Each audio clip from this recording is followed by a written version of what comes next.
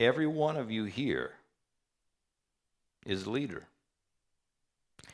You each have opportunities to lead. So as a leader, we want to be effective in leading.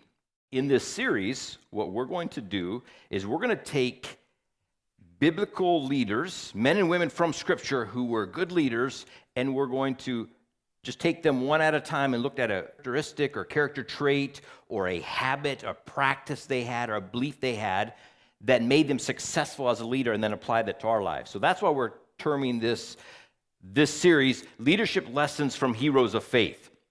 But before we look at these heroes of faith as leaders and learn from them, we're going to take today and next week and first define leadership. What is leadership? And then look at what makes you a leader worth following. So today we're going to start out with defining a leader. I believe everything rises and falls on leadership. You agree? Is that maybe taking it a little too far? I believe everything rises and falls on leadership. Take a successful business, and what you're going to find in that business is good leadership. Take a healthy church, and what you will find in that church is good leadership. Take a good family, a good home, and what you will find in that good home, in that good family, is good leadership. Everything rises and falls on leadership. So am I putting everything on leadership and saying, okay, if you've got good leaders, then everything's going to be fine? No, it takes more than just leadership.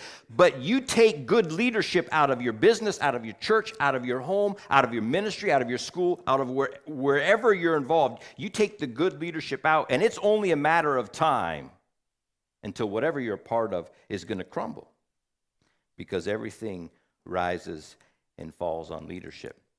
So it's important that we understand leadership and that we learn to lead well. So in this first session, we're going to define leadership. And what I want you to know today from this first session is this. I want you to know the three key components of leadership so that you can lead effectively. Right now, I just want you to think about in your mind the places where you have leadership, whether it's in your home, whether it's in your youth group, whether it's at work, at church, at school, wherever it may be. I want you to think about them, and are you being an effective leader? How do you know if you're being effective? What's it take to be an effective leader? Three components of leadership. First one is this. Number one, leadership is influence. And everybody's got a study guide, so you can take notes here. Point number one, leadership is influence, okay? A leader is someone who influences others. Now, maybe that breaks it down, makes it pretty simple. A leader is someone that influences, but that's essentially what leadership is. If you're leading, then that means you have others that are following you. You're influencing them. And if you go to the right, they're going to the right because they're following you. Somebody said that, if you're leading but nobody's following, you're just out for a walk. So, leadership is influence. We tend to think that leadership is a position. It comes as a result of position. And while there are leadership positions, and that is true, you can be in a position of leadership, and you can influence people from your position where they follow you because they have to, because you're the boss, you're the manager, you're the pastor, you're the husband, you're the dad, you're the teacher, whatever it may be. You can lead from a position. That's actually, get this, the lowest form of leadership. If you lead only through your position and people follow you only because of your position, you're leading at the lowest level.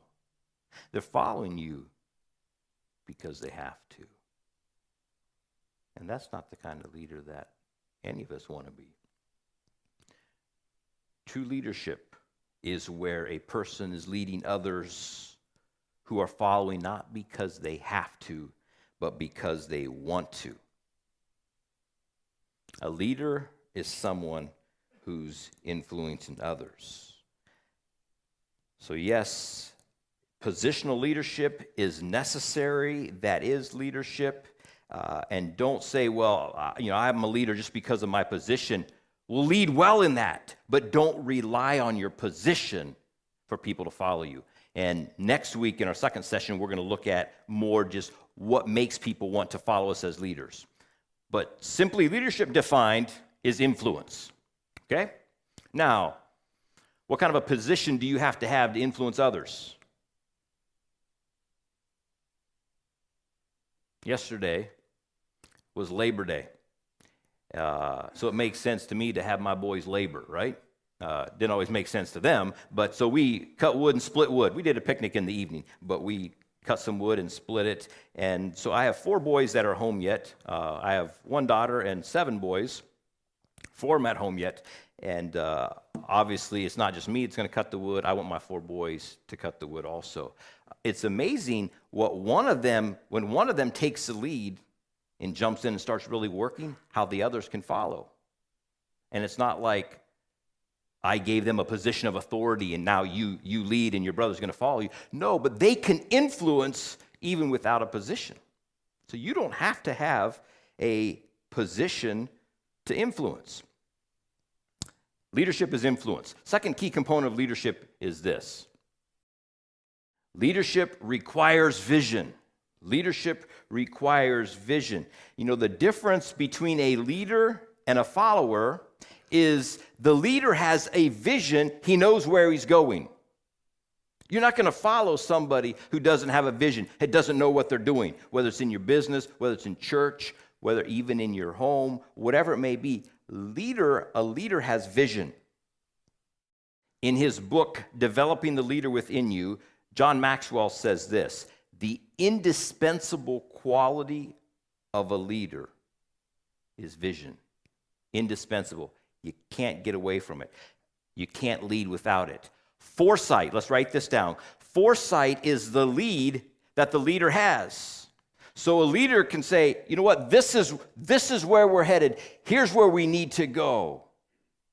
And then we follow along.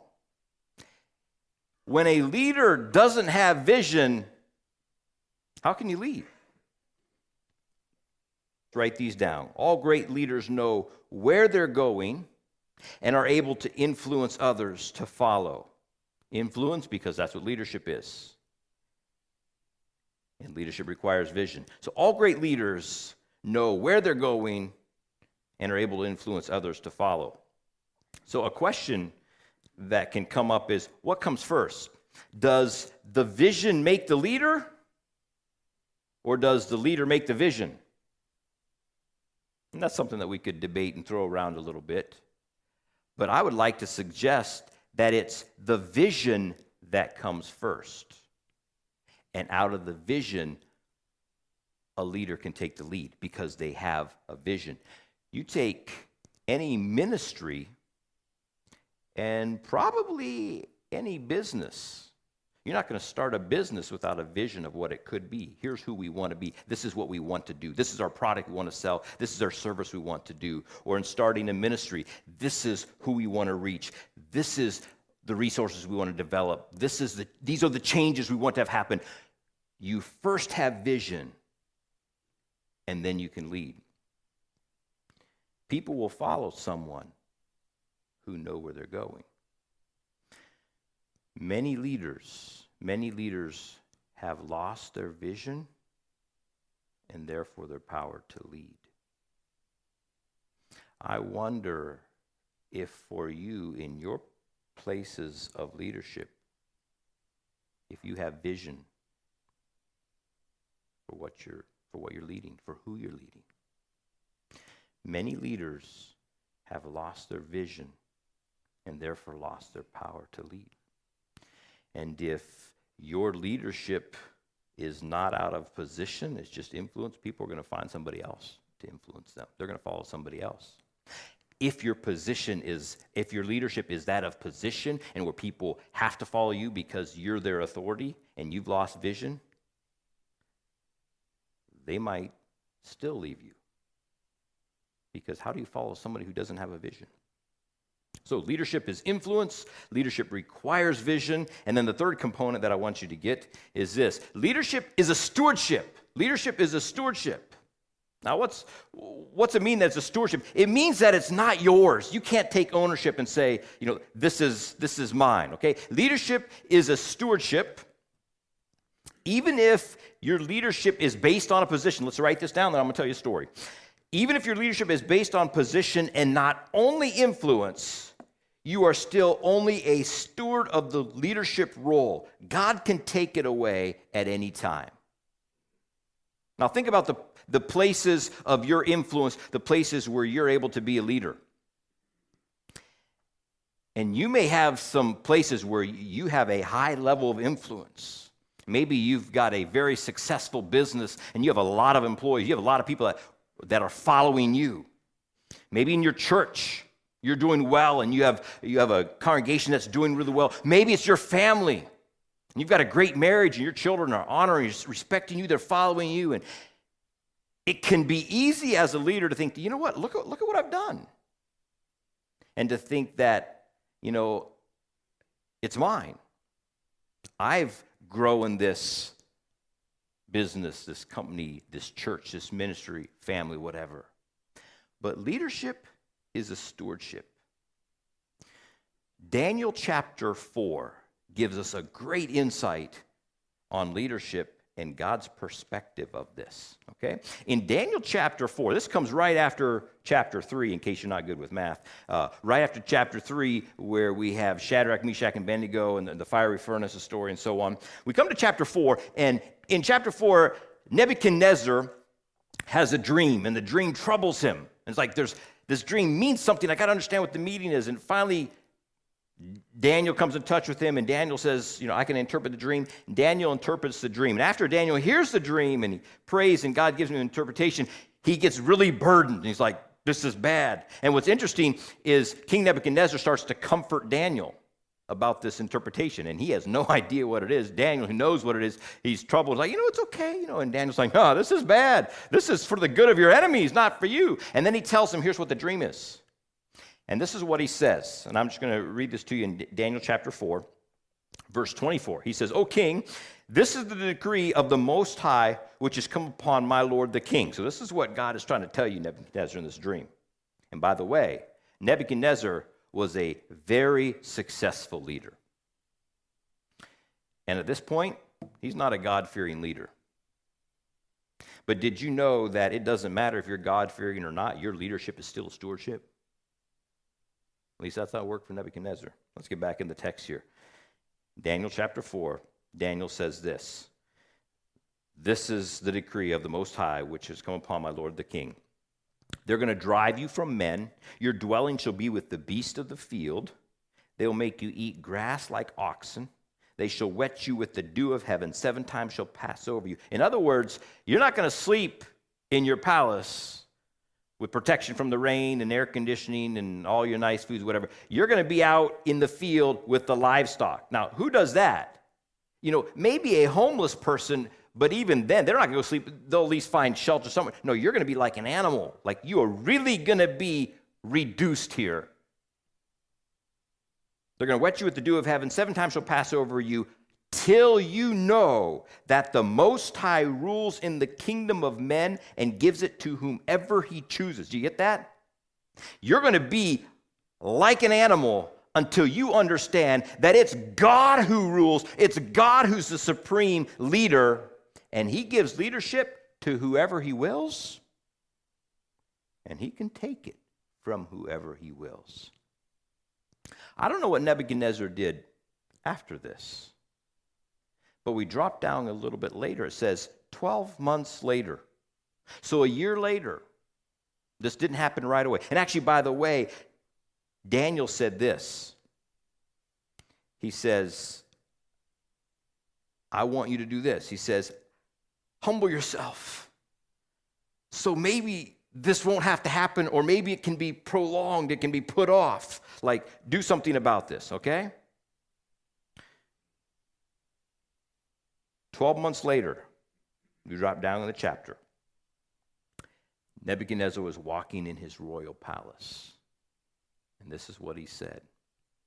Is not this great Babylon that I have built for a royal dwelling by my mighty power, for the honor of my majesty? You get a little theme going through there?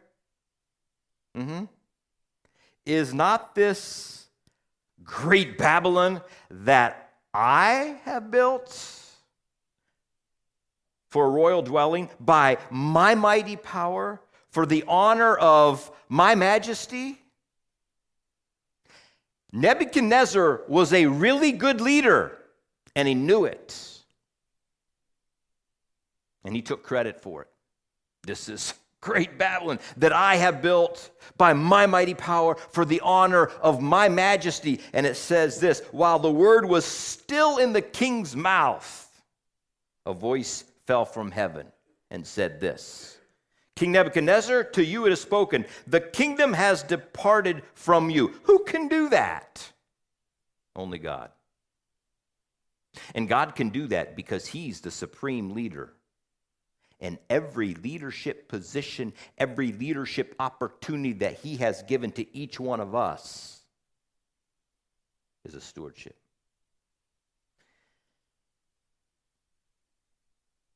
And what happened that day is exactly like Daniel interpreted. Nebuchadnezzar was driven from men. He slept out with the beast until he knew that the Most High rules over the kingdom of men, and he gives leadership to whoever he will. You know what Nebuchadnezzar's testimony is at the end of this? If we drop down to verse 34, he says, at the end of the time, I, Nebuchadnezzar, lifted up my eyes to heaven, and my understanding returned to me. You talk about somebody being humbled. You know, I wonder what people thought as they drove by or walked by or rode by on their camel or, whatever they went by on, and they saw their king in the pasture with the cattle. I don't know how that looked. But you want to talk about being humbled and being put lower than everyone when you were the mighty king. And this was his testimony.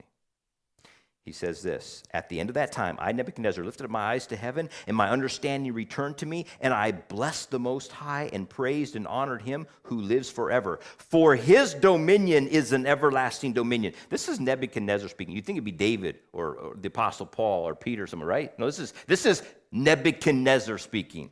For his dominion is an everlasting dominion, and his kingdom is from generation to generation. Not mine. God rules forever. God's dominion forever. And my leadership, it's just a stewardship. All the inhabitants of the earth are reputed as nothing. He does according to his will in the army of heaven and among the inhabitants of the earth. No one can restrain his hand or say to him, what have you done? In other words, you can't question him or challenge him. At the same time, my reason returned to me, and for the glory of my kingdom, my honor and splendor returned to me. My counselors and nobles resorted to me, and I was restored to my kingdom, and excellent majesty was added to me. Now I, Nebuchadnezzar, praise and extol and honor the King of heaven, all of whose works are truth and his ways justice, and those who walk in pride he is able to put down. Now, a dilemma that you and I will face, and that is this. The better the leader that you become, the more people are going to praise you. Because everyone loves good leadership. Many people are turned off on leaders because they've been under bad leadership, and it's finally refreshing to find some good leadership. Everybody loves a good leader. And a good leader is somebody who's going to be humble, right? So when you're praised for doing well as a leader, and whether it's your ministry, whether it's your business, whether it's your home, whatever it may be, the place where you have this stewardship of leadership, when it is doing well and people are praising you, the better you do, the more they praise you. And here's the dilemma. Are you going to listen to them? Are you going to start to think, wow, I really am something. I really am a great leader? Or are you going to remember that it's God who's the ultimate leader? And any leadership that I have is because he gave it to me, and I need to do this well because he could take it back. And I can't really take credit for anything. Leadership is a stewardship. Nebuchadnezzar's downfall was pride, a real temptation to any great leader. Let's write down something else here, okay? Understanding that our leadership is a stewardship helps us stay humble. Understanding that our leadership is a stewardship helps us stay humble. Nebuchadnezzar was lifted up in pride, God took him down. And when he humbled himself, then God actually gave it back to him. So understanding that stewardship helps us stay humble. We know that we're going to give an account of our leading and that it could be taken away from us at any time. Now, I wonder if you're the kind of person who thinks, you know what, I'm like born leader. I'm the kind, with my personality and my giftings, I'm the kind of person that I just need to be in charge. If you're the kind of leader that needs to be in charge, you're not a good leader. Okay, I'm sorry to pick on you. Let's do this. What's it take to make a good follower? And I know you didn't have donuts this morning, but maybe you have enough energy to give me a little bit of help here. So go ahead. What are some characteristics of a good follower? What makes a good follower? Whether it's in church, whether it's in work, in a family. What makes a good follower? They can listen. Okay, somebody who can listen. Something else. Teachable. Submissive. They can follow instructions. Respect.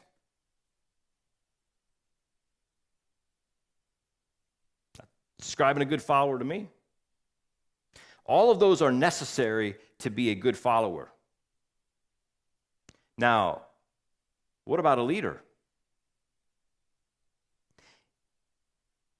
If you're the kind of person that has to be in charge, it's probably because you don't like to submit to authority. You don't like to listen. What were some of the other things we heard? You don't want to follow instructions. You're not really a team player. You'd rather be in charge than be under authority. A great follower can be a great leader. And I believe that a great leader is first a great follower. In fact, I think for every one of us here as leaders, we need to be in positions, in places where we are following. I believe all of us need to be men under authority, not always in charge wherever we are. It's not a healthy position to be in for any one of us. So I believe that a good leader is somebody who can be a great follower. In fact, a leader should be able to be the best follower because they understand what it takes to lead. And they understand what it means to be a team player, to listen well, to follow instructions, to be under authority.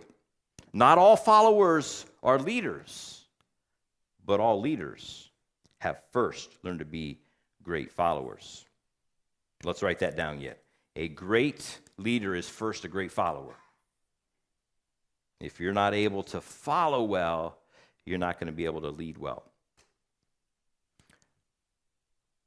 So leadership is influence. Leadership requires vision. And leadership is a stewardship.